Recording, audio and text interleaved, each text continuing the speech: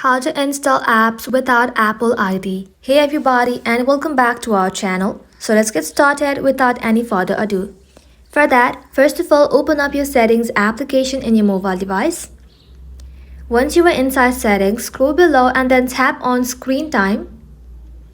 Now once you are inside screen time, scroll below and then tap on content and privacy restriction under restrictions.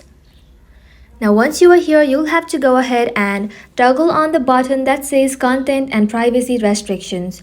Once you toggle on that button, simply tap on iTunes and App Store purchases. And then under required password, make sure it is set to don't require. Once you are done, hit back to settings. And from here, scroll below and then tap on Face ID and passcode. Enter your passcode.